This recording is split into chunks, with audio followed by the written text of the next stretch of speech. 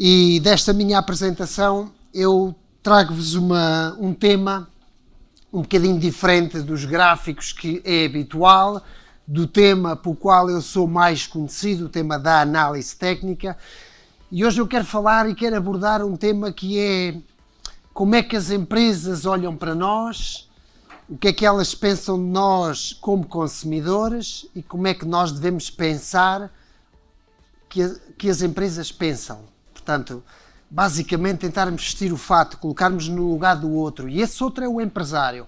É o empresário que olha para nós como consumidores, estipula preços e gera de alguma forma a escassez de maneira a gerir estes preços. Isto porquê? E porquê este meu desabafo? Isto é um pouco teoria económica, como é óbvio, não é um pouco, é mesmo teoria económica. A economia não é uma ciência exata e muitos são conhecedores disso. Eu tenho a minha opinião e eu vou aqui trazer um pouco a minha opinião.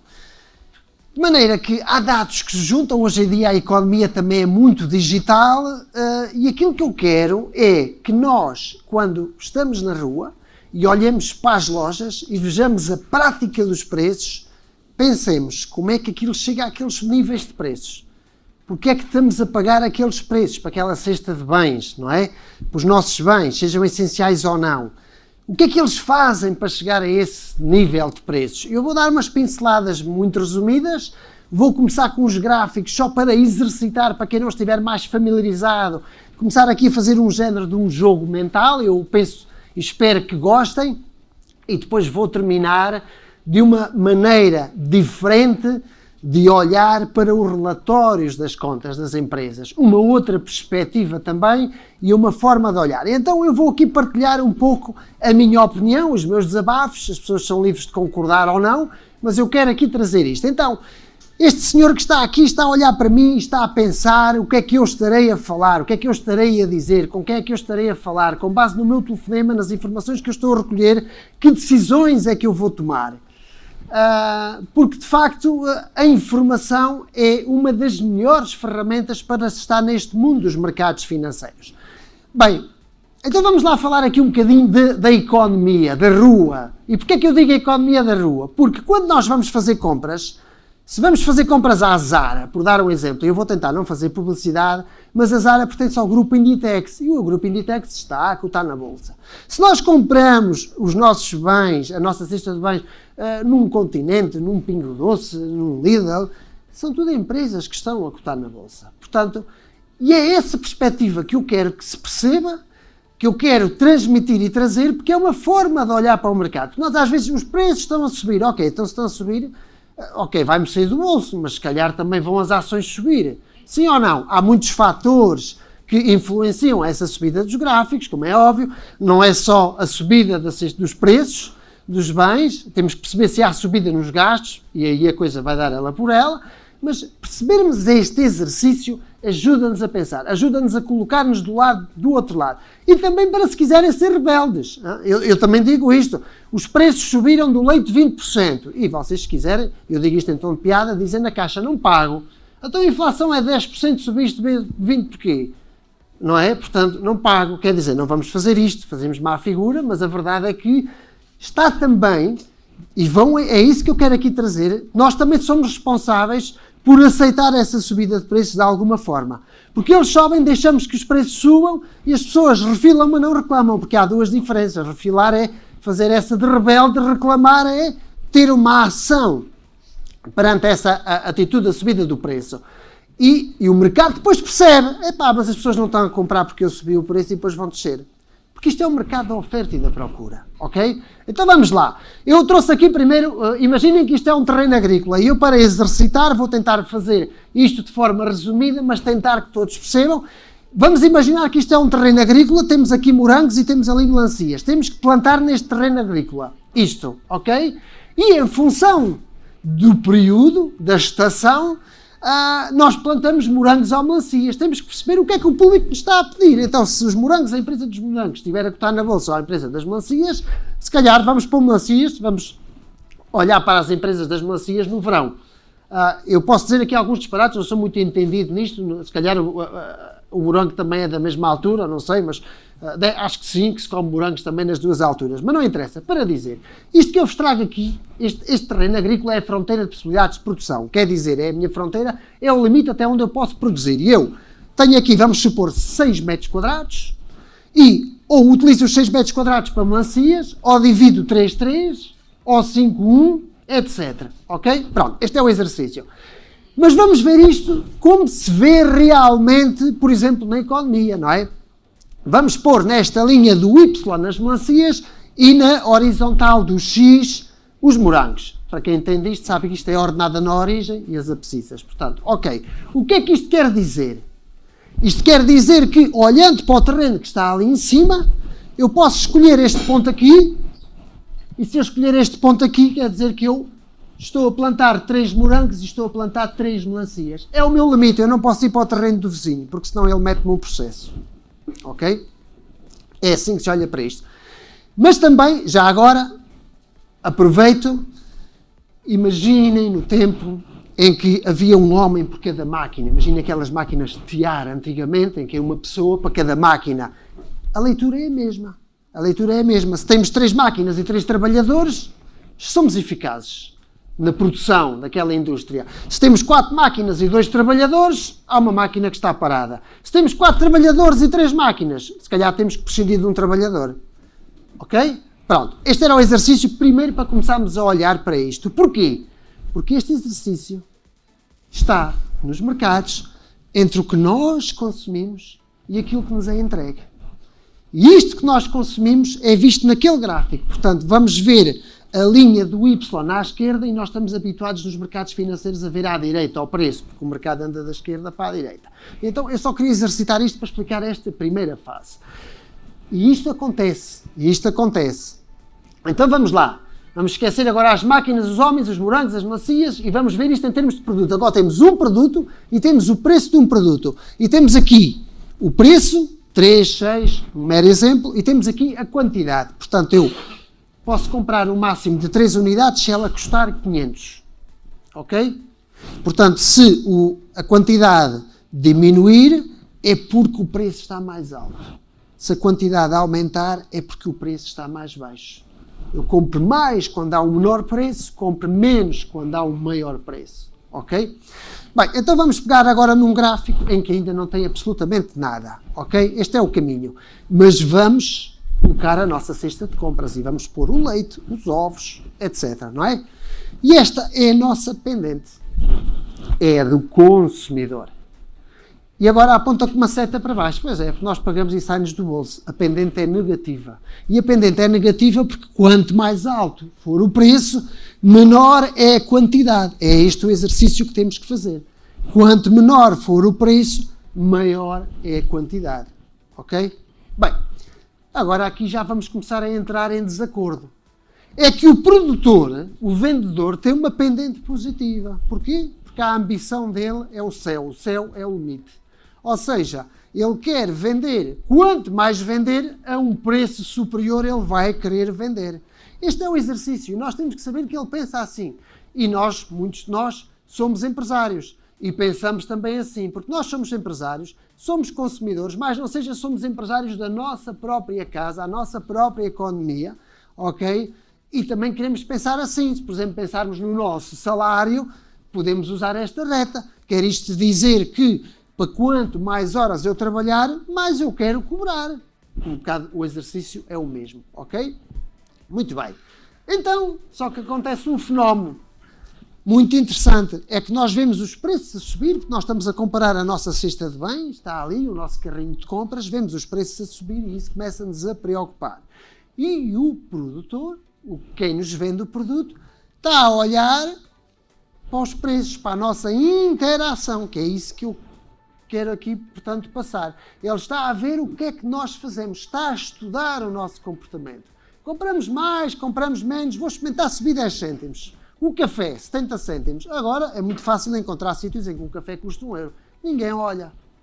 Custou, mas aquela subida foi exponencial, foi uma subida muito grande, foi superior a 30%. E a inflação em outubro esteve nos 10%. Então, mas é que é um café, não se nota. Pois é, mas façam as contas ao final do mês, quanto é que isso vai dar, não é? Portanto, quem toma 3 cafés, portanto, são 90 cêntimos. Vamos arredondar 1 euro, 30 dias, são 30 euros. E 30 euros é o contrato da internet lá em casa. Pois é. Bem, então vamos ter que chegar a um acordo. Vai ter que haver um aperto de mão. Nós vamos ter que nos entender. Então, o empresário vai estudando o nosso comportamento e nós vamos estudando a subida dos preços e chegamos a um ponto que concordamos dar aquele preço e ele concorda-nos vender àquele preço. E dá-se o chamado aperto de mão, que é o momento em que nós metemos o produto dentro da nossa cesta, dentro do nosso cesto e depois pagamos na caixa, ok? Se nós percebermos esta mecânica, que é aquilo que eu queria aqui trazer, e se conseguirmos perceber isto, nós estamos a perceber isto quando estamos a fazer as compras. E estamos a perceber os produtos que estamos a comprar, se estão mais altos, se estão mais baixos, e na qualidade de também investidores, eu não aceito pagar mais pelas cápsulas, por exemplo, Nescafé.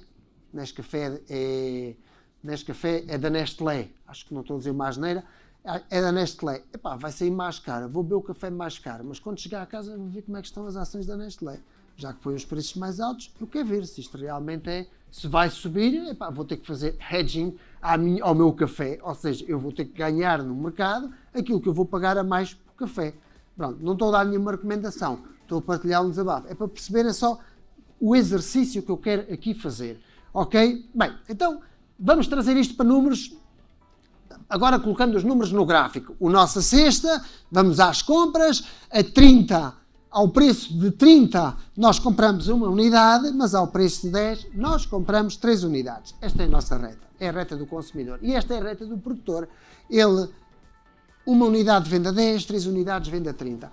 Nós precisamos de fazer a reta assim para que depois cruzamos e consigamos perceber onde é que está o interesse comprador e o interesse vendedor. Tem que ser assim, porque alguns também me dirão assim, Luís, eu quando vou fazer uma compra a um fornecedor, inclusivamente, quanto maior for a quantidade, ele tem que me fazer um desconto maior.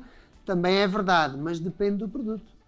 Se houver escassez, porque também há o produtor, quando foi à altura do álcool por causa do Covid, que tinha embalagens de 1 litro e passou tudo para embalagens de 30 centilitros ao preço das embalagens de 1 litro. Simulou uma escassez, que o álcool é das coisas mais fáceis de fabricar, e simulou uma escassez para manipular os preços. Que está mal é comércio, é um negócio. E nós que compramos ou não, aceitamos ou não. Mas a nossa decisão de comprar e vender vai fazer com que eles sigam aquela prática de preços. Ok?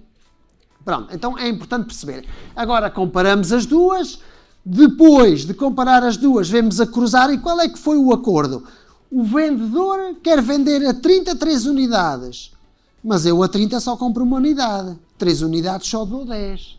Então, os negócios típicos, alguém me quer vender um carro aqui por 1000 euros, eu só quero dar 500, partimos a diferença, fica em 750, é um pouco esta mecânica, pronto. E este é o exemplo teórico, portanto, fechamos a 22 unidades do produto que quiserem imaginar. Isto é um mero exemplo teórico. Mas, eu agora quero que olhem para aqui. E aqui temos algo pintado a verde, com o símbolo do euro, e algo pintado a vermelho, com o símbolo do euro. O que é isto? Que muitos sabem. Excedente do produtor, excedente do consumidor. O que é o excedente do produtor? O mínimo a que ele está disposto a vender e o preço a que ele realmente vende. Portanto, mínimo que está disposto a vender e o preço a que realmente vende. Normalmente é a margem, é o lucro dele. Qual é o mínimo a que ele está disposto a vender? É o preço depois de fazer as contas ao custo da produção, o custo dos salários, todos aqueles custos, os fixos e os variáveis, todos esses custos, quando é que ele começa a ganhar dinheiro? Esse é o preço mínimo que ele está disposto a vender. Ele não baixa mais do que isso porque não quer perder dinheiro. Esta é a lógica, ok? Qual é o excedente do consumidor? É o nosso salário e o que nós pagamos. Ou seja, para cada produto há um máximo que estamos dispostos a pagar e aquilo que nós realmente pagamos. Isto é o excedente do consumidor. Esta é a parte interessante. E então, o empresário vai olhar para o nosso excedente. Ele vai olhar para o nosso excedente. Nós não fazemos isso. Nós saímos do supermercado com a cesta cheia de compras, 100 euros, 100 e tal euros, e vão ao balcão de informações. Olha, o vosso relatório de contas que eu quero saber quanto é que vocês ganham aqui de margem no meu leite, no meu pão. Vocês não vão fazer isso, mas eles fazem isto. Eles fazem isto connosco. Eles sabem qual é o nosso excedente. Com o tempo, há um padrão que se consegue perceber média, não interessa. Há uma pessoa que pode passar numa de Sherlock Holmes infiltrado Mas o agregado, a maioria das pessoas, interagem de maneira descontraída e eles percebem. E este fenómeno é aquele fenómeno que se identifica. E sempre que identificarem isto, vou falar de elasticidades, percebam que o fornecedor, quando estuda a elasticidade e percebe que ela existe, depressa ela se transforma. O que é isto? Elasticidade, procura-preço. É quando a procura é proporcionalmente, ou neste caso, quando a procura tem daí elástico, estica mais do que a alteração do preço. Por exemplo, eu a 3 euros compro entre 2 a 4 unidades, mas a 2 euros até compro entre 4 a 6. De uma forma resumida, se eu tenho um produto ao qual compro 100 unidades repousados, compro 100 repousados e de repente compro 150 repousados, esses repousados eu comprei mais 50 unidades, 50% mais. E se repousados, por causa de eu comprar 50 unidades mais, subiram 10%. Há elasticidade, porque há uma compra, portanto, em termos percentuais, superior do que a alteração do preço. E agora isso verifica-se, isso estuda-se há muito tempo, e o empresário quer é isto. A elasticidade é para o meu lado, estás é maluco. O preço é que tem que ser elástico. Elásticos cá em baixo não, aqui em baixo tem que ser rígido. Ou seja, assim que damos o primeiro sinal de que consumimos um produto, o preço vai por aí acima. Estuda-se este comportamento. Não é imediato. Lá chegaremos um dia, provavelmente. Não é muito longe. Vamos fazer um exercício. Experimentem num sábado em que haja um concerto, uma web summit, um jogo de futebol, na zona de onde se dá o jogo, pedirem Uber. Este exercício está dentro, este algoritmo está dentro do programa, tanto da Airbnb como da Uber, para definir os preços. Vocês fazem uma viagem por 3, 5, 7 ou 8 euros, que a dada altura está a 22 euros. Assim, de repente, se há um concerto naquela zona, os preços sobem. Não é o chofer da Uber que define isso, porque ele paga o mesmo. Ele dá a mesma comissão à Uber, dá a mesma percentagem. Ele paga uma percentagem, não é ele que define os preços. É a própria Uber. Olha, tu vais fazer esta viagem, é X. E ele faz. É assim que funciona. E é com base nisto, ok? Bem, mas no caso das compras, alguém tem uma ideia mágica. É o cartão. Este cartão é o cartão, é a app, é aquilo que quiserem. Tem esta ideia. Coloca o cartão. E é aqui que se sabe a nossa vida toda. De alguma forma. Não estou a dizer mal, ok? Estou a partilhar a minha forma de olhar para isto. É o cartão. E agora dizer assim, mas tudo o que eu compro, eu não registro no cartão, eu não passo sempre o cartão, ou eu compro só marca branca, portanto eles não sabem quanto é que eu ganho. Não, não funciona assim. Há um padrão, porque nós somos esquisitos a consumir certos e determinados produtos. Eu posso consumir marca branca a coisas que eu acho menos, se calhar, importantes e que eu valorizo menos, como coisas como a água, que se calhar não deveria valorizar tão pouco assim, mas que a considero como água, ok? Mas depois há aquela coisa que, eu dou o exemplo de meias de algodão. Eu compro meias de algodão porque tenho pele atópica e fico irritada à pele, ou porque o creme barbear tem que ser um específico, porque senão fica a pele que é mais sensível e irritada. Portanto, depois há certos e determinados produtos que nos identificam, ok? Bem, então vamos outra vez olhar. Temos aqui excedente do consumidor, que é o que nós pagamos e o nosso salário, excedente do produtor, que nós não sabemos a quanto é que ele compra, mas sabemos a quanto é que ele vende porque pagamos. Temos a tal elasticidade. Juntaram-se, viram depois o nosso comportamento, estudando as elasticidades, as nossas decisões, experimentaram baixar e subir o preço e em função disso foram tomando decisões, e esse é o nosso exercício também. É estudar o que é que eles estudam com respeito a nós. Ok? E o chamado, que muitos conhecerão já, Big Data Analytics, portanto são análises de dados, de comportamentos, análises de comportamentos. Uma coisa, por dar um exemplo, o futuro aponta a que nos desloquemos, por exemplo, num centro comercial e painéis eletrónicos de publicidade, em função da pessoa que vai passar, vai dirigir a publicidade para aquela pessoa em função da informação que ela está a recolher inalambricamente através do telemóvel. Ok? Poderão dizer assim, isso é já muito à frente, isso está-se a trabalhar. Tanto que nos vossos telemóveis, se falarem ou pesquisarem certos e determinados produtos, começa a aparecer publicidade relacionada com os produtos que estão a pesquisar. Isso já existe. Isso já existe. Eu contei que uma vez eu tive com uma jornalista a falar em 2014 ou 2000, já não me recordo, entre 2012 e 2016, eu falava com uma jornalista e que lhe dizia que eu tenho um telefone, um relógio que mede, hoje todos temos, não é? Modo o batimento cardíaco e estas coisas todas, e eu dizia que um dia estava num café e chegava alguém atrás de mim, olha, desculpa, eu sou médico, venha ali à ambulância que você vai ter um ataque cardíaco daqui a 5 minutos, faz favor. É só para resolver já o seu problema e depois pode vir tomar o seu café. Portanto, porque o relógio está a dar essa informação. Estou a exagerar, não estou? Lá chegaremos, ok? Bem, enfim. Então, agora olhem para a curva. Na elasticidade, quando há elasticidade, isto é o excedente do produtor e isto é o que nos sobra. Não sobra, que a gente gasta mais depois, não é? Mas imaginem isto assim. Agora, vamos ver, eles processam aqueles dados, viram que nos sobra, viram que ganhamos, estão aqui os dados todos nossos, estão ali a conversar, vamos subir os preços e tal, isto depois vai ter comissões, etc. E nós vamos querer isto. Ok? Então, os preços sobem e sobra-nos ali aquele bocadinho quando sobra. Esta é a parte que eu venho aqui falar. Não estou aqui a dizer para irmos aqui juntar-nos todos, entrar aí para as lojas e partir tudo. Estou aqui a dar um complemento, digamos assim, teórico de como é que se lê o mercado.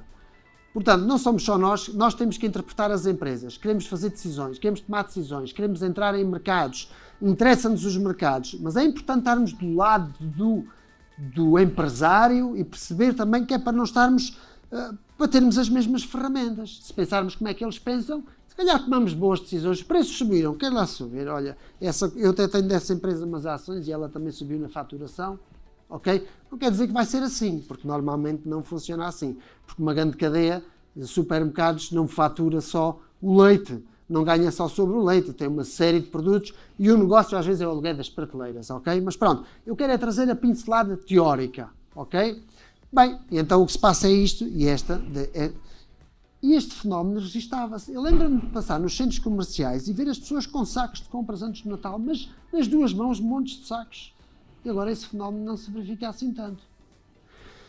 Eu vou-vos dar um número. Portugal nos últimos 20 anos cresceu aproximadamente em tornos médios, usando o deflator, que são conceitos que muitos conhecem, que é padronizar e equilibrar o poder económico de agora com o poder económico do passado, com a diferença que agora há mais consumo.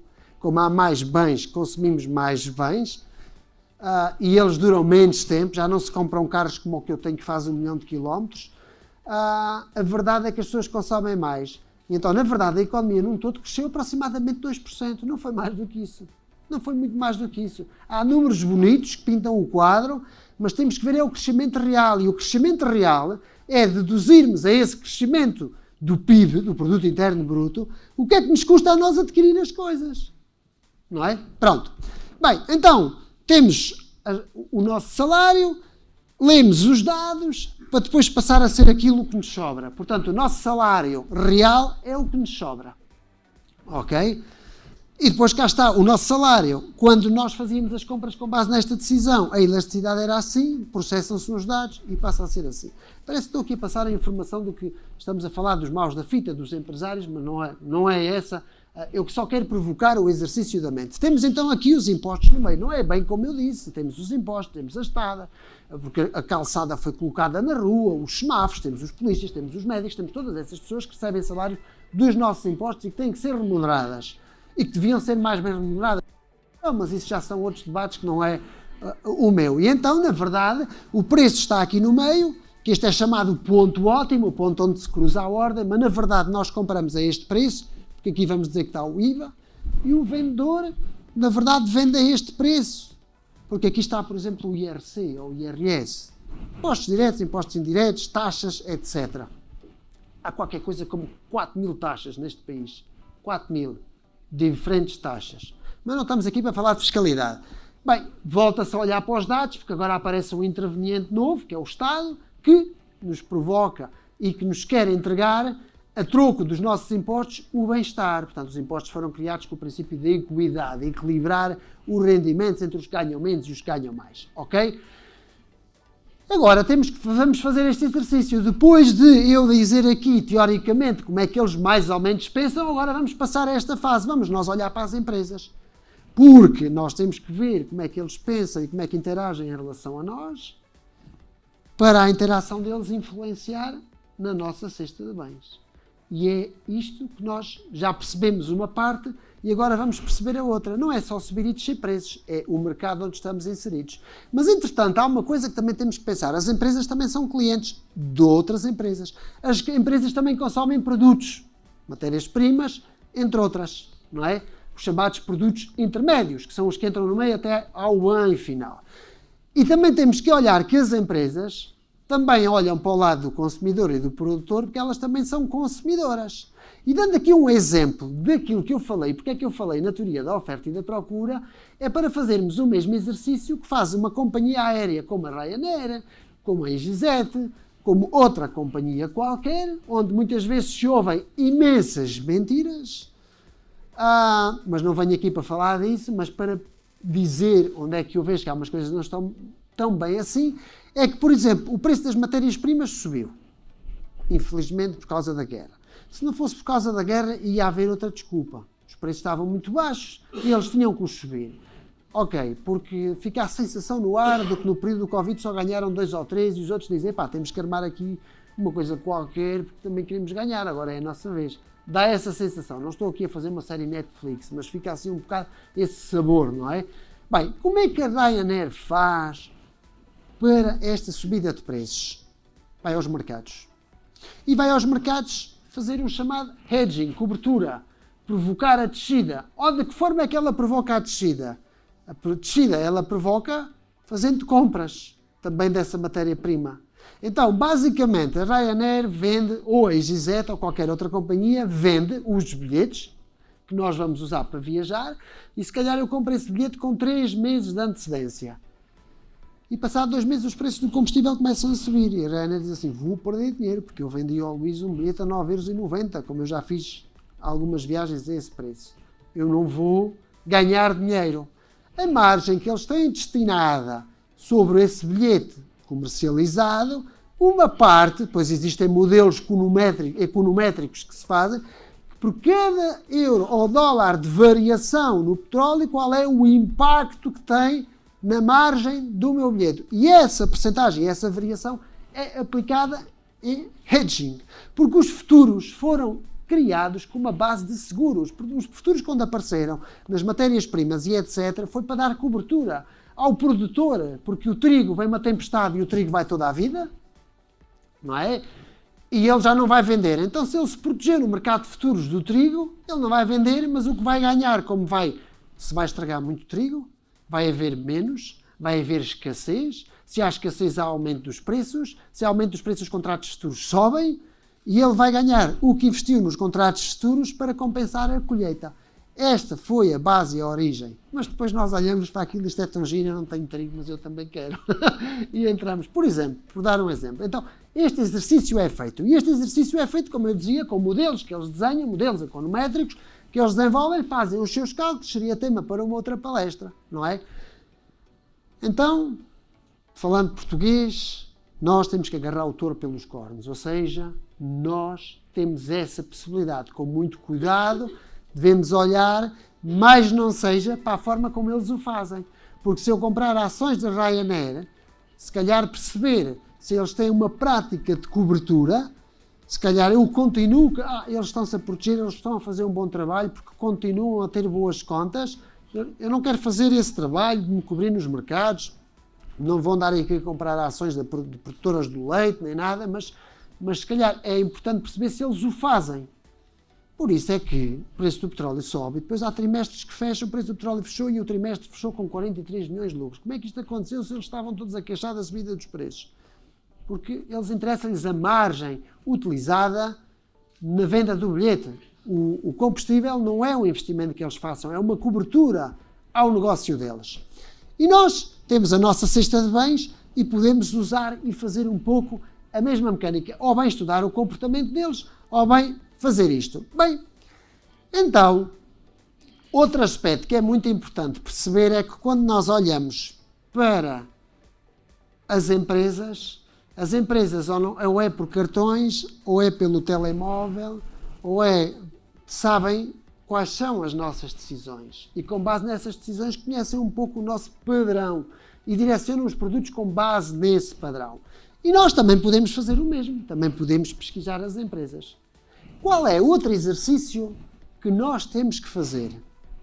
É saber se a empresa está no mercado certo. E quando eu digo que está no mercado certo, eu vou dar um exemplo. Imaginem uma ilha e que há 2 produtores de sapatos. Vou aqui pôr essa. Há 2 produtores de sapatos. Os 2 fabricam sapatos. E há um que chega à ilha e vê que toda a gente está descalça. E o outro também vê as pessoas todas descalças. As pessoas ali andam descalças. Imaginem Cabo Verde, está sempre bom tempo, por exemplo, ou Santo Tomé e Príncipe, etc. As pessoas estão, não estou a dizer que as pessoas ali andam descalças, mas podem-lhes apetecer e andar sempre descalças. E o primeiro olha para aquilo e diz assim, epá, eu aqui não vou vender, aqui as pessoas não querem sapatos. As pessoas não ligam aos sapatos. E tem uma reunião com a empresa, telefona, olha, vou-me embora que aqui não há negócio. As pessoas não querem sapatos, aqui ninguém usa sapatos. E o outro que chega no dia a seguir, olha para aquilo, telefona e fora, que pá, aqui é uma oportunidade tremenda, é que ninguém usa sapatos, nós vamos vender. Aqui nós vamos vender sapatos a toda a gente. Portanto, é tudo uma questão de perspectiva. É importante perceber se as empresas olham para o mercado, como é que olham para o mercado, a forma como o interpretam, a forma como reagem os consumidores em função dos quadros que eu mostrei anteriormente e percebermos se elas vão no caminho certo. Uma das formas de percebermos isso é através do mercado relevante. O que é mercado relevante é o que é que está a predominar em determinada altura ou em determinada região. O que é que o povo pede, ok? Eu tenho uma história muito resumida que eu li, que se chamava A Terra dos Diamantes, foi uma parte de um livro que eu li, eu já não me lembro, já foi há mesmo muitos anos, e aquilo, resumidamente, era isto. Nenhum negócio tinha sucesso em determinado terreno. E um dia há um senhor que chega ali e criou um negócio, mas antes de o criar andou durante 2 meses a perguntar a todas as portas qual é que era o produto que você comprava agora mesmo que precisasse, qual é que é o produto que você normalmente procura e nunca tem disponível na rua. Portanto, andou a perguntar e constatou qual era a carência daquela zona. Montou um negócio e fartou-se de ganhar dinheiro. Isto é um exemplo teórico. Por isso é que se chama a Terra dos Diamantes. Aquela terra não dava nada, porque na verdade o que não tinha era existido ainda ideias, não é? Portanto, basicamente é isto. Então, vamos imaginar agora, vamos esquecer o terreno agrícola, vamos dar ao vizinho 2 pedaços, vamos ficar só por 4 e vamos pensar no outono, no inverno, na primavera e no verão. Vamos meter a melancia e o morango de parte e vamos pensar em medicamentos. Não vou fazer publicidade, não sou médico, não estou a receitar nada, ok? Mas é um exemplo para que todos entendam. Se estamos no verão, somos mais propensos a consumir óleo, porque vamos para a praia, para o bronze. Está aqui a Nivea, porque a Nivea pertence à Beiersdorf, que está em Hamburgo, e está a cotar na bolsa, mas se forem à procura de Nivea não encontram, o nome é Beiersdorf. Portanto, poderá ser. A Nivea tem muito mais coisas. Isto é um exemplo. Bem, na primavera, eu espirro imenso, tenho alergia à primavera, espirro imenso. O Zyrtec. O Zyrtec é para as alergias, é um antihistamínico. Está aqui as recomendações, portanto, não quer dizer que seja o indicado. Cada um tem o seu. Eu deixei de tomar este por acaso porque me dava sonolência, então tinha que o tomar à noite. Então, agora ponho uma outra coisa. Mas, portanto, para dar um exemplo, o griponal é agora. Estamos no momento em que toda a gente se constipa. Tenho Covid ou estou constipado? É o griponal.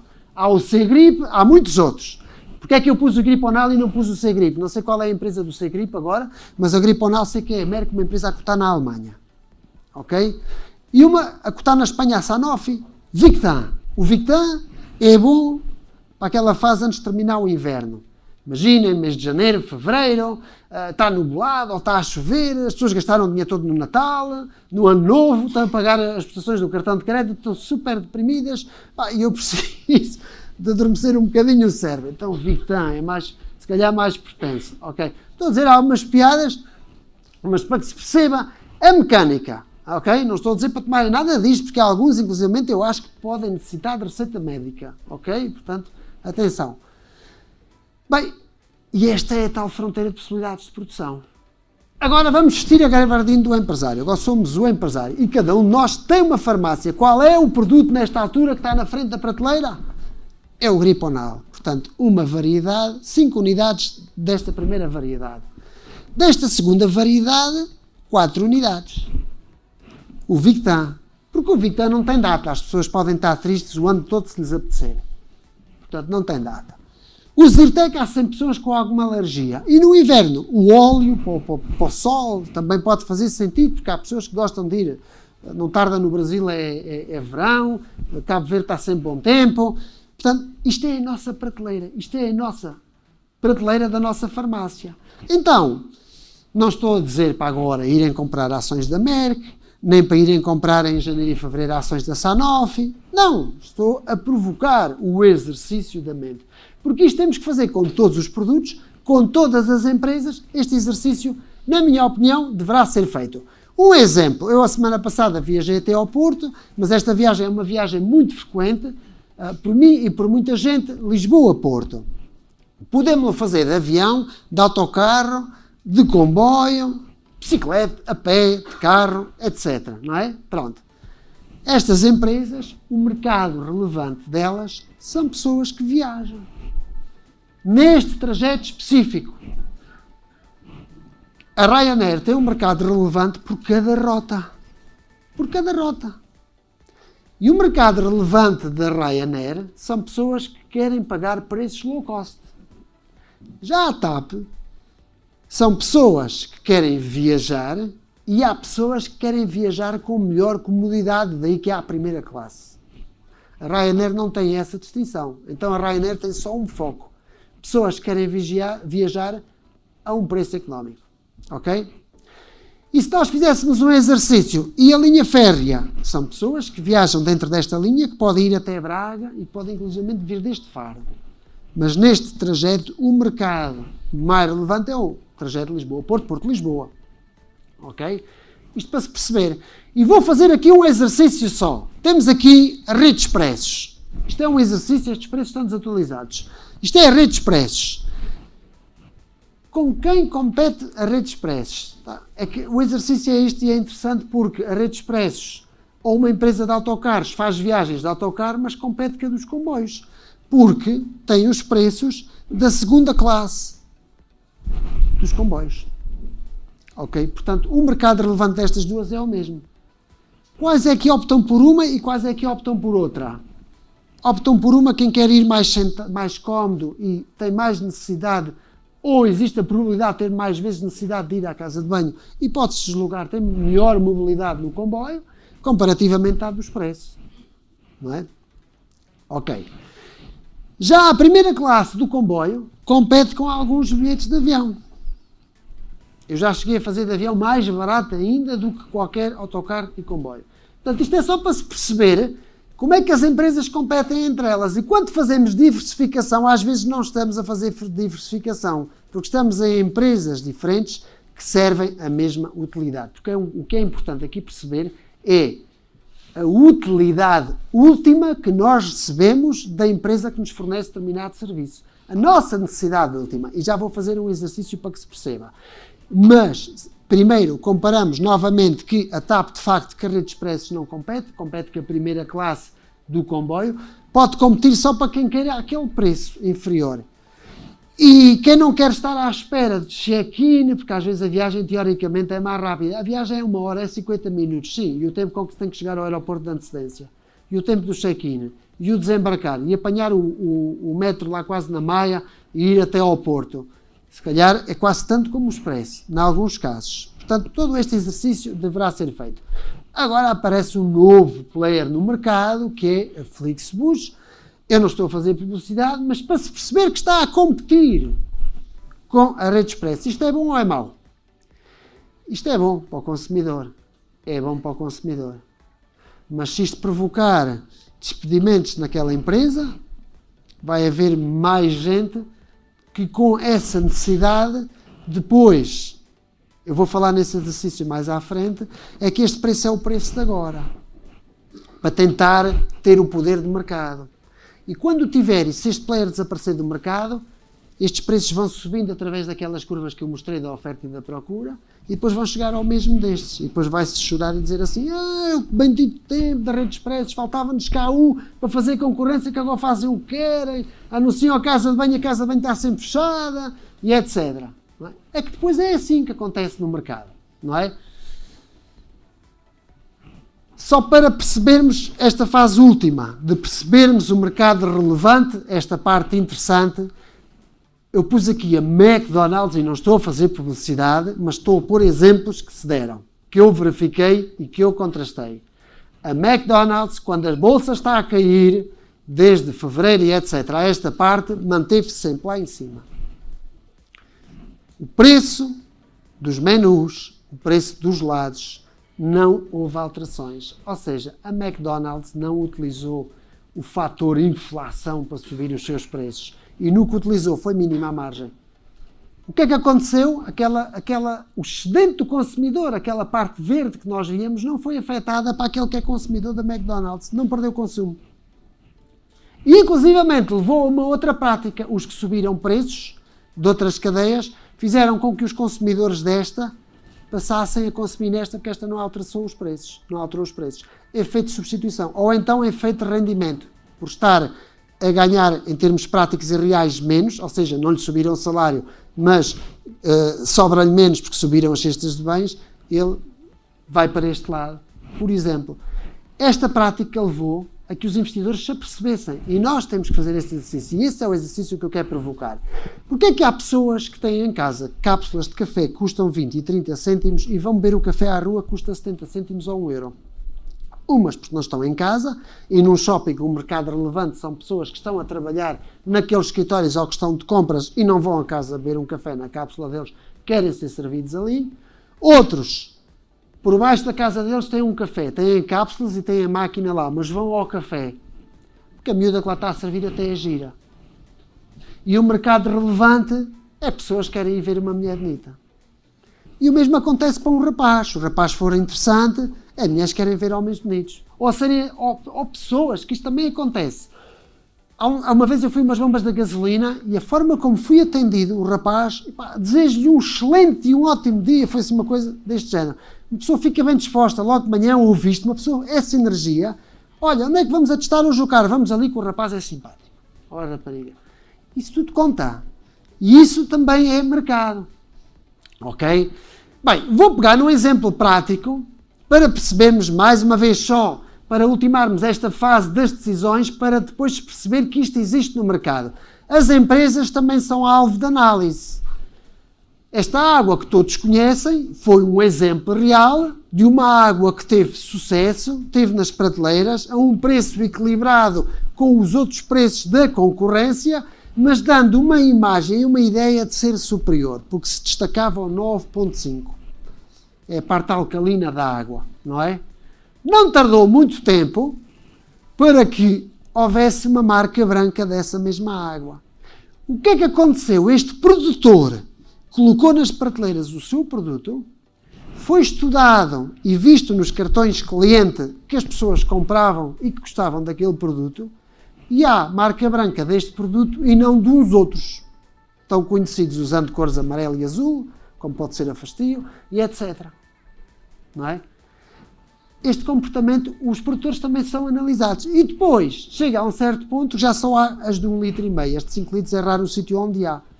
Porque depois, o que vai acontecer é que esta é 9.5, esta é 9.5, esta é azul e lilás, esta é azul e lilás, esta é não sei quanto e esta é Y, é metade, vou comprar aquela. Quando esta deixasse de estar, se for o caso, na prateleira, o preço depois vai se encostar ao nível desta, porque se vai ver depois, ele estava habituado a pagar antes, agora, e o preço, esta é uma prática, ok? E nós podemos perceber esse comportamento.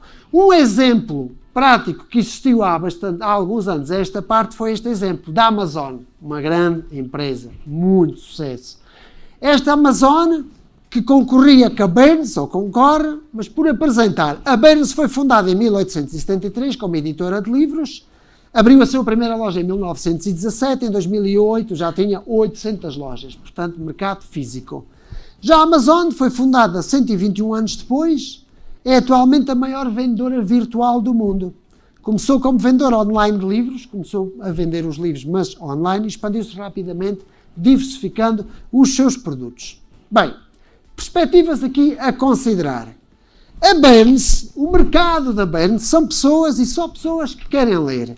O mercado da Amazon é qualquer pessoa que, à parte de poder ler e de querer ler, também pode consumir outro tipo de produtos.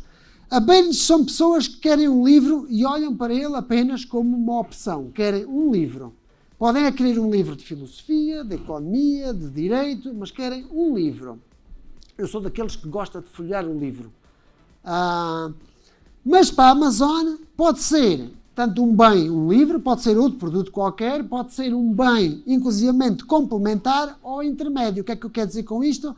São pessoas que estão a ler e a adquirir alguma literatura para se inspirarem, porque estão também a escrever um livro. Por isso, eu estou aqui a chamar um bem intermédio e complementar. A Barnes tem como negócio principal livrarias físicas, utiliza descontos como políticas de fidelização e alargou o seu mercado fazendo uma parceria com a Starbucks. A Starbucks, que também é uma cotada e que todos conhecem. Qual foi o intuito desta parceria? As pessoas encontrarem-se, leitores, encontrarem-se na Starbucks e trocarem opiniões e literatura, à parte de se conhecerem, não é? Bem, já a Amazon concentrou-se em integrações. Há as integrações verticais e as horizontais. Resumidamente, integrações verticais são aquelas integrações onde ela, dentro da mesma empresa, usando o mesmo nome comercial, oferece mais um serviço, como pode ser as entregas. É um serviço acrescido, complementar, ok? Já as horizontais são outras empresas do mesmo grupo que desempenham outras funções, ok? Mas que estão, de alguma forma, podem estar relacionadas, como são serviços da nuvem e etc. Bem, de forma resumida, a Amazon tem um foco no perfil dos clientes, direcionando vários bens de consumo para que estas pessoas possam adquirir com maior probabilidade, estuda o comportamento do consumidor e, desta forma, assim tem a possibilidade de ter sempre algo para oferecer. A prateleira para pôr os livros, um rádio, um iPhone, um Samsung, etc. A Barnes limita-se a encontrar formas e unicamente estratégias de cativar leitores de livros. Aqui vamos perceber um fenómeno que eu já expliquei, é que a Barnes ficou aliviada quando a sua concorrente, que foi esta aqui, a Brothers, cometeu alguns erros. O que é que aqui a Barnes fez? A Barnes aqui foi o second best. Nos mercados aprende-se um fenómeno que é first player, second best. First player é o primeiro a entrar, second best é aquele que estudou o comportamento do outro e dos consumidores com base no produto do outro e depois melhorou o seu produto e depois tornou-se o melhor, daí second best, ok? Bem, esta Borders faliu, mas ela faliu porquê? Ela faliu porque competia também com esta, que era a terceira, ela faliu porque basicamente assinou um acordo com a Amazon. Então a Amazon vendia livros online e a Borders foi fazer um acordo em que a Amazon é que entregava os livros dos clientes deles. Ficou a saber o mercado todo deles. Ficou a conhecer o mercado, ok? Isto acontece. E quando a empresa desfez o acordo em 2008 já era tarde demais. Daí que a Barnes, quando viu este concorrente, que pensava que o seu concorrente era este, na verdade o seu concorrente mais forte era a Amazon, com um foco muito diferente, e a Amazon tinha uma perspectiva que ambicionava muito mais. Porque para a Barnes as vendas online representavam apenas 9% e houve ali um ano onde teve, portanto, teve perdas imensas, como poderão ver. A Amazon já superava a Walmart, portanto, uma cadeia enorme nos Estados Unidos, que era a maior, e no setor é das maiores. Em 2017 a Amazon adquiriu a Whole Foods, aquela que está ali, a Whole Foods, que é uma empresa que tipo supermercado, que agora desenvolveram um sistema em que nós entramos na loja, não temos ninguém para nos atender e saímos, e através de leitura digital as compras que estamos a meter no cesto são todas a ser debitadas na nossa conta. Ok? Portanto, e em 2018 anunciou que faria o seu serviço de entrega em 2 dias, e nessa altura ultrapassou os 100 milhões de assinantes em todo o mundo. Portanto, é um mercado diferente. A Barnes pensava que a Amazon era concorrente. Não era. Estavam noutra dimensão. O mercado relevante da Burns eram as pessoas da sua área geográfica, porque fazia vendas físicas, e da Amazon é o mundo inteiro. Até que esteja no espaço, pode comprar um livro se tiver lá acesso à internet. Okay? Agora, a Burns também tem um serviço digital, e há muitos livros, se algum dia tiverem, não estou a fazer publicidade, dificuldade em encontrar determinado livro, escrito em inglês, é muito difícil que a Burns não o tenha. Há inclusive agora uma livraria para universitários e tudo, focada nos livros técnicos e didáticos, ok? Bem, resumidamente, a Burns enfrentou uma crescente concorrência, a tentativa de imitação e não diferenciar os seus produtos e serviços não levaram a ter vantagens, áreas geográficas são diferentes e, devido a grandes batalhas comerciais com políticas agressivas de descontos, a Amazon consegue prejudicar gravemente, portanto, grandemente as margens da Burns. Resumidamente, a conclusão é que a Burns foca-se em clientes que querem ler um livro e a Amazon em clientes que também querem ler um livro. Portanto, para percebermos que quando olhamos para uma cotada como a Burns, que está a cotar na bolsa a parte dos livros para as universidades, temos que nos focar no mercado direcionado para aquele público específico alvo, e a Amazon pode ser qualquer um de nós que não queira só ler, que queira, tem tudo, basicamente tem tudo, ok? Pegando neste exercício e passando da leitura ao cinema e ao áudio, vamos agora falar da parte que nos interessa perceber quem é que toma conta do mercado, porque já percebemos como é que eles estipulam os preços, já percebemos como é que eles identificam que determinado mercado é ou não é interessante, é ou não é relevante, e agora temos que perceber quem compete com quem e quem manda em quem, para percebermos qual é a empresa, se estamos diversificados e qual é aquela que tem mais poder no mercado para nos interessar ou não, estar ou não incorporados. Por exemplo, a Spotify é mais no áudio, enquanto que compete com também a da Apple, iTunes, a Video Prime compete mais com a Netflix e também com a iTunes, portanto, os serviços aqui são mais focados nas séries e nos filmes, mais focados no áudio, também séries e filmes, e este tem mais diversificado. Eles vão todos no caminho de todos acabarem por competir muito uns com os outros. Mas este é o exercício que eu quero aqui trazer, que é, no caso do áudio, especificamente áudio, quem controla o mercado? A Spotify tem 35% de cota, a Apple tem 19%, a Amazon tem 15%. No que ao áudio respeita. Estes dados, vocês têm acesso a todos estes dados nesta página aqui, Statista. Podem aceder à mesma, uma nota.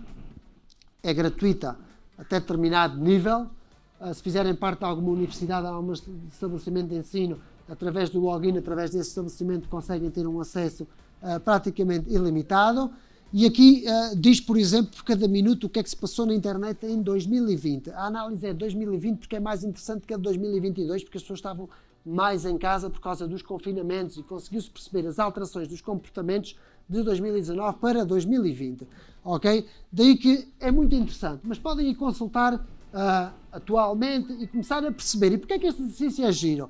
É giro porque se eu tenho ações da Amazon com base na crença do que eles faturam em áudio, nós já vamos ver como é que devemos olhar num relatório quais são as partes que eles diferenciam uma de outra para percebermos qual é o peso depois desse produto na faturação global da empresa. Podemos fazer o mesmo gráfico.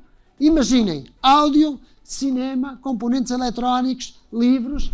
Podem fazer o mesmo e perceber, a empresa fatura mais disto, é este produto que eu quero seguir. Está a ser o mercado dela neste momento. Okay? Este exercício é muito interessante. E podem-no fazer. E nessa página têm muitas informações de muitos setores. Eu estou aqui a dar um exemplo. Bem, e as integrações e as estratégias das empresas nas integrações?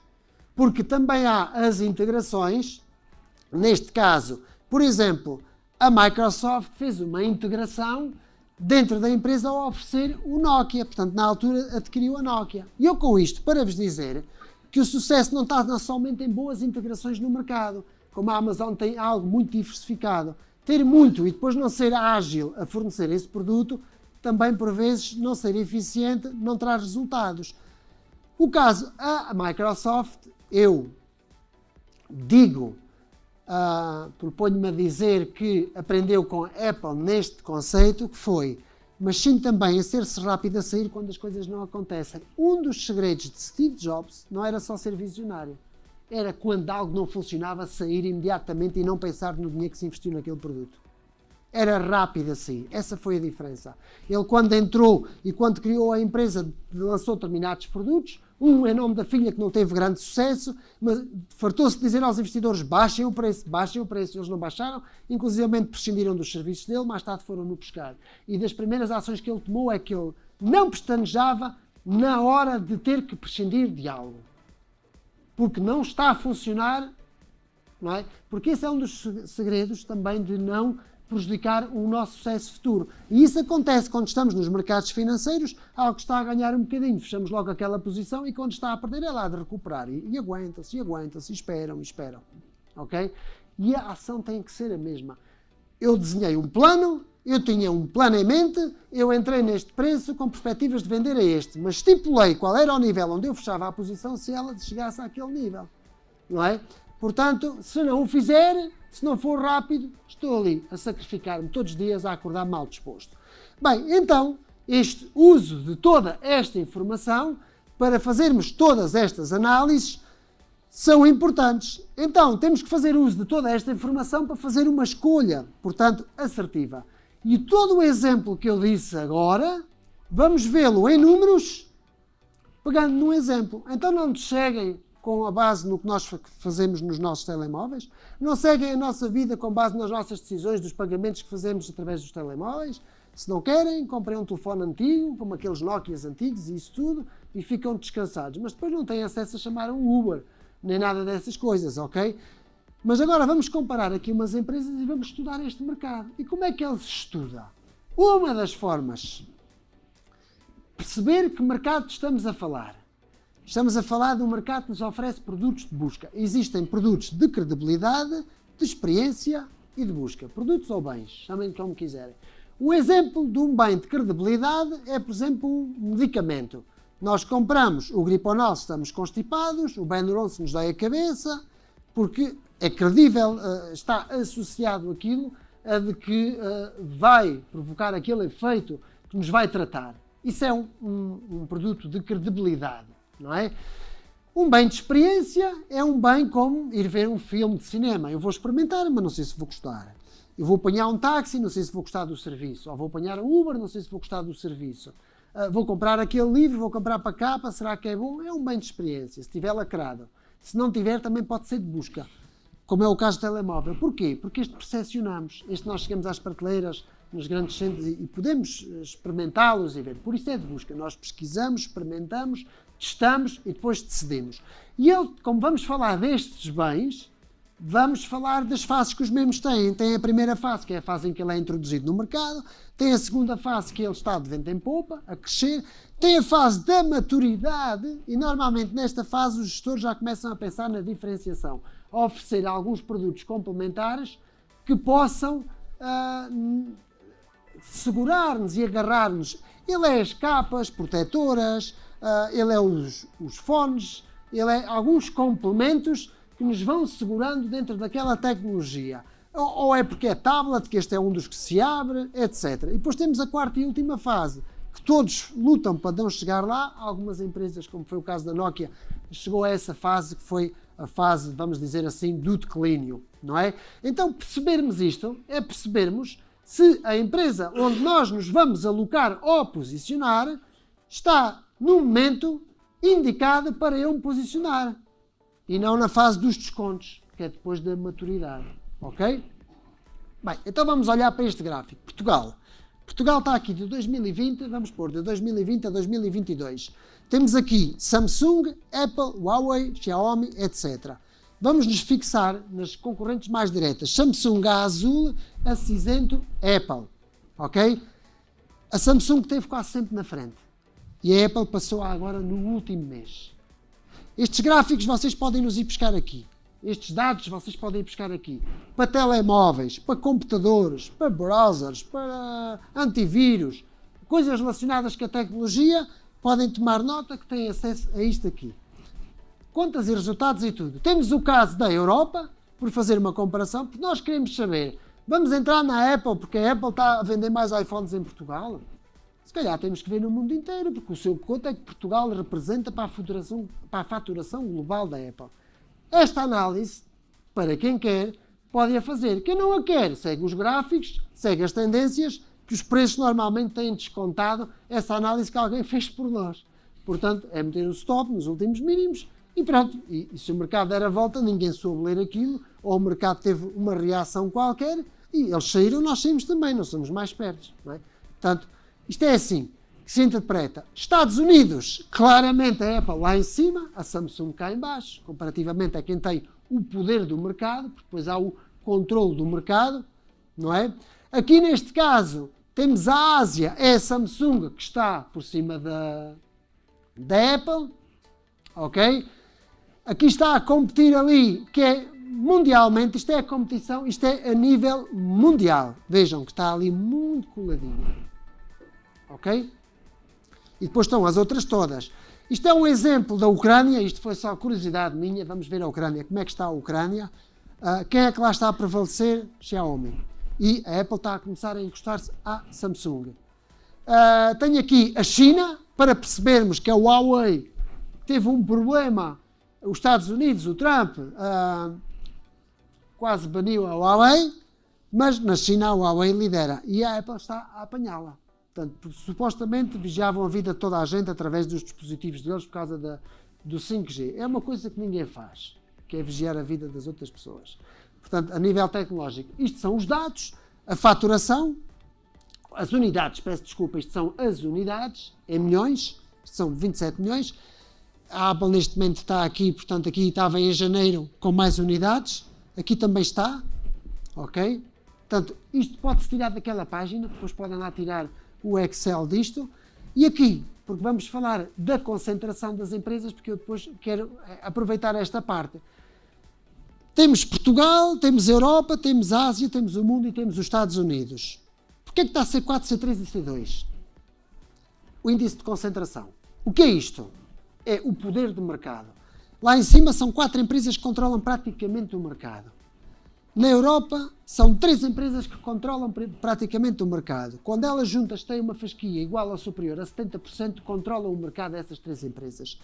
Aqui na Ásia acontece o mesmo. No mundo inteiro também são 3 empresas e nos Estados Unidos são 2. Apple e Samsung, 80% de cota de mercado. 85% de cota do mercado. Têm o mercado nas mãos. Isto é importante perceber. E nós depois podemos fazer isto. Depois está aqui, por exemplo, o exemplo da União Europeia, 2020-2022. Tem aqui os níveis CLC4, quer dizer que são as 4 primeiras. CLC3 são as 3 primeiras. E esta é uma outra forma de analisar, que é o HHI. Hirschman-Herfindahl Index. Como é que isto é feito? Tem aqui selecionada a célula, por exemplo, deste exemplo aqui da Apple. Seleciona a célula e eleva-o ao quadrado. Portanto, será 961 vezes 961. Não, peço desculpa. Neste caso, 565, 31 vezes 31 dá 961. Como é que isto se lê? Para este índice, o total cá de baixo abaixo de 1800 quer dizer que a concentração é fraca, entre 1800 a 2000 quer dizer que há uma concentração moderada e acima de 2000 a concentração é elevada e 2500 é muito elevada. Para que é que eu quero saber isto? Porque se eu vir que a concentração é muito elevada, quer dizer que este de cima detém uma grande cota, controlam o mercado, eu quero ver quem é que são essas de cima e depois vou ver os gráficos delas, o comportamento delas em bolsa para perceber se vão faturar, se não vão, se a empresa se nos interessa, se não nos interessa. Se quiserem analisar por isto é percentuais. Em termos percentuais, entre 70 e 75 é uma concentração moderada, é baixa se for abaixo de 70, 75 já é elevada e daí para cima, entre 75 e 80, 85 já é muito elevada. Esta parte e esta forma de conhecer como é que eles controlam o mercado ajuda-nos a compreender. Então já percebemos como é que eles decidem os preços, já percebemos como é que eles escolhem o seu mercado, já sabemos que a iPhone está muito focado na China, a ver se consegue apanhar a Huawei, por exemplo, ou na Ucrânia, a ver se consegue ultrapassar definitivamente a Samsung e aproximar-se da Xiaomi, por exemplo. Eles focam-se no mercado. Estamos a subir as vendas, mas em que área? Qual é o peso dessa área a nível global? Tudo isto se pode ver nesta página que eu vos mostrei anteriormente.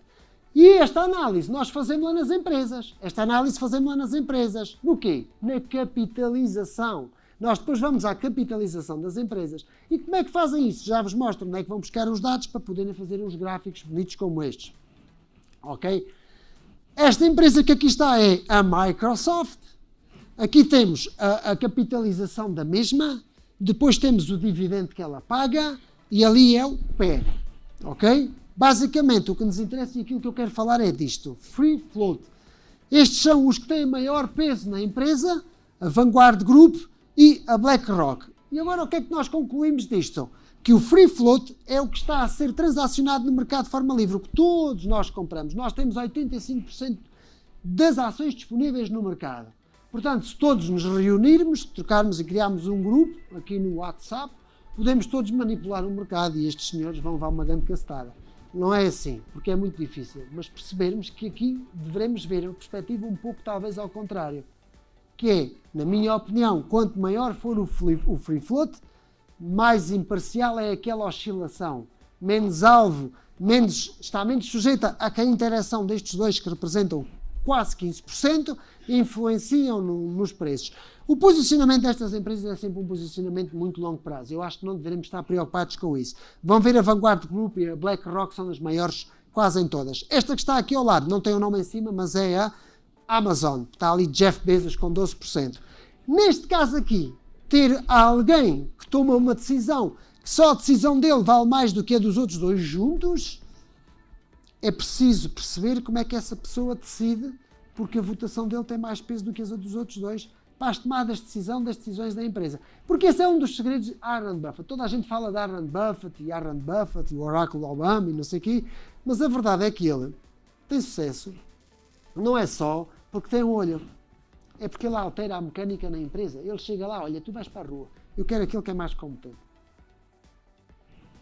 E todos nós somos bons líderes a mandar embora quem não presta e a contratar quem nos interessa. Isso é fácil. Agora, nos mercados financeiros, eu entrar numa ação e dizer vá sobe, bem posso subir, bem posso falar, que o computador vai me ignorar, ok? Essa é que é a verdade. Então vamos perceber, falando da concentração, temos aqui a Apple. Há várias formas de o pronunciar, pronto. A capitalização bolsista, o dividendo, que diz muito da empresa, já vamos falar sobre isso, e o PER. Vanguard Group, BlackRock e Berkshire. Quem é esta empresa? Warren Buffett. Exatamente. Temos o Standard Poor's, porque já começámos tarde. Temos o Standard Poor's, que são as 500 maiores. Temos o Dow, as 30 do Dow estão dentro do Standard Poor's. Temos as do Nasdaq, estas 100. 7 estão no Dow, 72 estão no SP e 21 não cumprem esses critérios. Ok? Estas 7 estão nestes 3. Quem são estas 7? Vamos seguir estas 7, vamos perceber o que é que elas fazem. Uma delas, vamos começar de baixo para cima. Está ali o que ela paga de dividendo, BlackRock, Vanguard Group. É uma destas 7. A outra, isto está constantemente a ser alterado, ok? Ora saem, ora entram. A Intel, todos conhecem a Intel. Tem ali, analisem e tentem perceber se são interessantes. Estou só a apresentá-las. Esta é uma outra. Ok? Temos aqui uma outra, que é uma das que eu tenho seguido e tenho falado para quem me segue nas análises mensais. Esta é uma das que eu tenho falado mais do que uma vez, que está a ter um comportamento e tem tido um comportamento de alguns meses esta parte positivo. E a Cisco, que também todos conhecem. Estas são aquelas 7. Estão aqui inseridas a preto e vamos ver. A tendência, the trend is your friend, é o que se costuma dizer. A tendência é tua amiga. Esta teve em verde a nível diário, semanal, mensal, anual, 3 anos, etc. É interessante.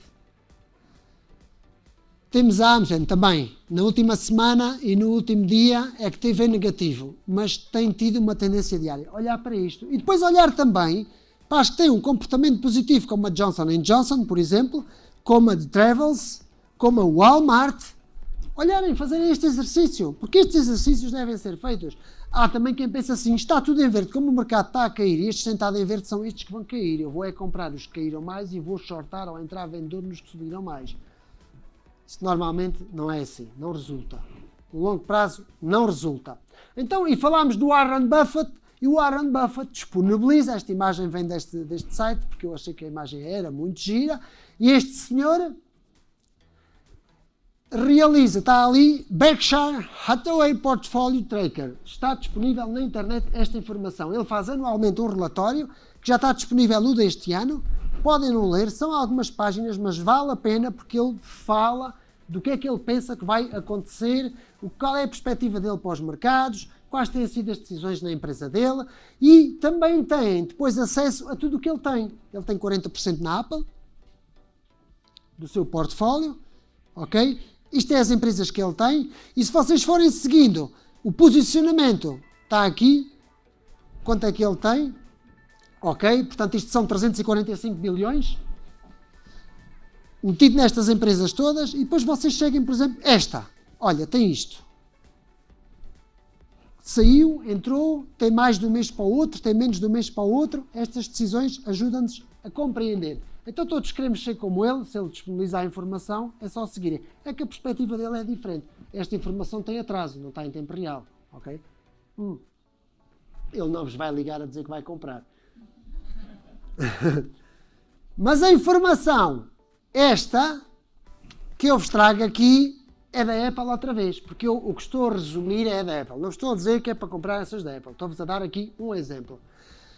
Apple, aquela que viram BlackRock, Vanguard Group e Berkshire, e depois tem também estas. No Yahoo Finance vocês têm acesso a isto. E é com base nisto que fazem aquele círculo bonito que ali viram. Vão ali buscar a percentagem de cada um e fazem esse quadro bonito. E o que sobra é free float.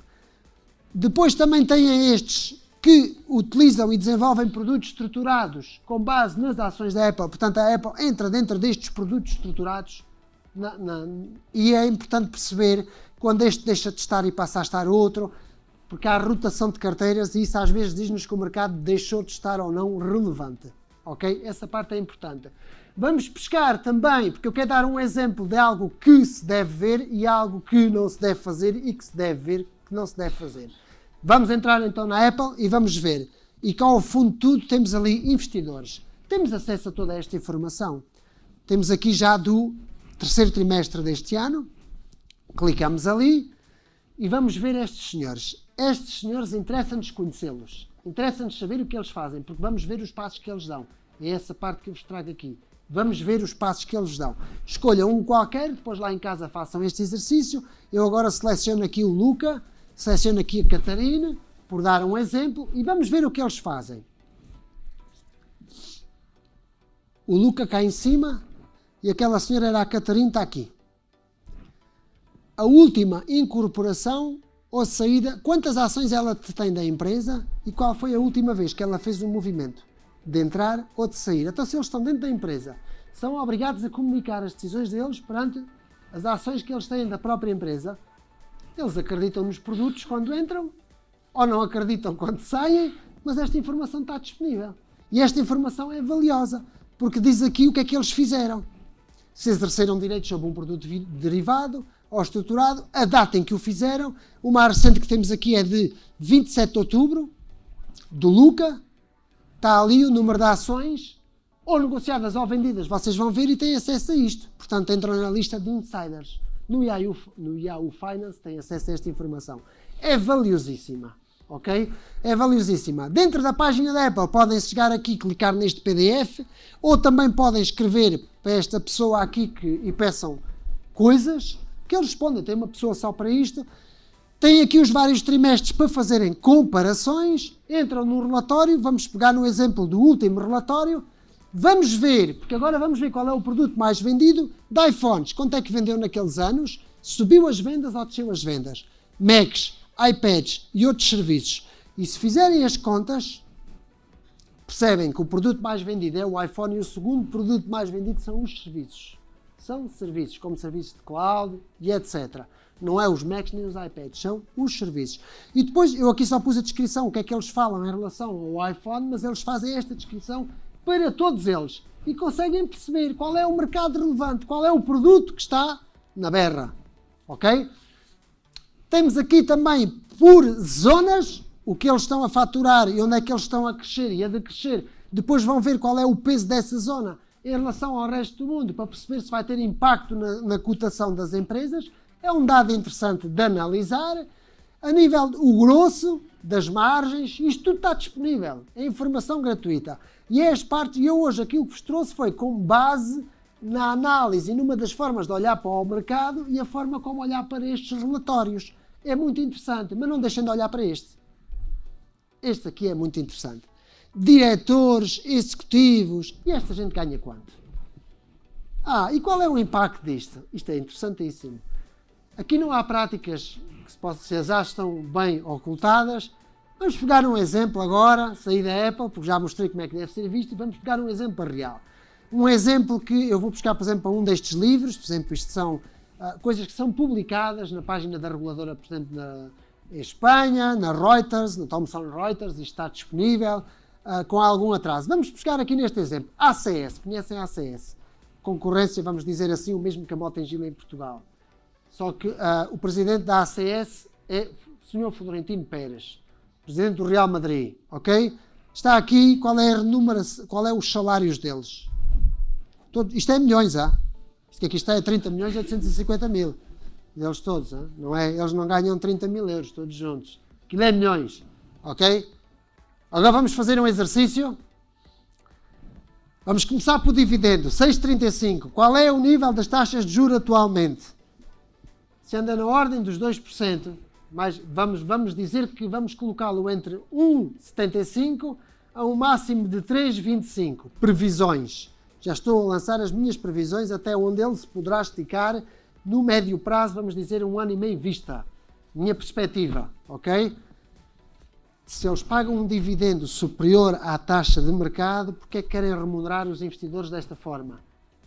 Porque não têm financiamento disponível através da banca suficiente para o fazerem, ou porque é mais oneroso acederem ao mesmo. Estão-nos a pedir dinheiro emprestado. A Apple paga 0,70, a Amazon paga 0. Contentem-se com as subidas das ações. Ok? Portanto, isto diz-nos de alguma forma. Não quer dizer que não hajam boas empresas, há obrigações a 8% e não quer dizer que não as paguem. Não quer dizer que não as paguem, mas se calhar não é possível naquele momento aceder ao mercado, então é uma segunda alternativa. Os mercados financeiros é uma segunda alternativa para as empresas. Está aqui, Sr. Florentino Pérez, o peso dele, nível de concentração da empresa, diz ali Florentino Pérez porque isto já está esmiuçado, porque estes 12% que aqui estão são Inversiones Versant, é a empresa do Florentino Pérez, só mudou o nome, portanto é ele que tem estes 12%. Não estou a dizer mal do senhor, ok? Mas vamos ver estes negócios. Número de negócios, faturação global, isto é a faturação. Em 2013, 38 milhões. Em 2019, 39 milhões. 2013 para 2019, 38 milhões, 39 milhões. Salários. 2013, 10 milhões. 2019, 30 milhões. Isto tem que ser visto. Está bem que temos um resultado neto, quer dizer que estão a ser mais eficientes. Perante uma cifra de negócios um número de negócios muito equilibrado, o resultado neto tem aumentado. Quer dizer que estão a ser mais eficientes. Mas vamos ver isto em números. E os números dizem-nos aqui que entre 2013 e 2019 teve um crescimento de 1,76 do número de negócios, com uma média anual de 0,29. Já, portanto, digamos assim, a faturação, o resultado real, já tudo apurado finalmente, teve um crescimento de 37%, uma média de 5%. Ok? Mas os salários deles cresceram 185%, com uma média de 19%. Isto deve ser visto. Crescem mais os salários do que a faturação. Isto depois nos resultados vão ver os gráficos. Só não conseguem perceber ao detalhe porque em 2019 foi quando ele foi a partir de fevereiro, março de 2020 é que começou a cair a sério, mas começou a dar os resultados um bocadinho, a demonstrar nos gráficos este comportamento. Basicamente, de forma resumida, aquilo que eu trazia era como é que as empresas definem os preços, foi o meu resumo. Já percebemos como é que elas escolhem um mercado, falámos de mercado relevante, de gestão estratégica, as empresas que seguem outras empresas, o nível de concentração das empresas no mercado, mas também o nível de concentração dos acionistas nessas mesmas empresas e vimos casos reais de contas e de resultados das empresas. Têm o meu canal para que possam seguir, Step by Step Markets. A minha recomendação é que trabalhem realmente muito. Quando eu digo muito é com determinação, com dedicação, trabalhem duro, ok? Mas também é importante estarmos com a família, estarmos com os amigos, divertirmos-nos a sério. E nunca se esqueçam que Isto é o que tem que ser promovido, externalidades positivas. O conhecimento é um bem público. Quer isto dizer que não há uma rivalidade por determinada pessoa saber o mesmo que eu sei ou eu o que essa pessoa sei. Não há escassez para esse produto. A maior escassez que temos é para gerir o tempo. E não há exclusão. Eu não posso impedir outra pessoa de aprender. Inclusive, aqui a minha missão é partilhar. Muito obrigado pela vossa atenção e por serem mantidos ao final.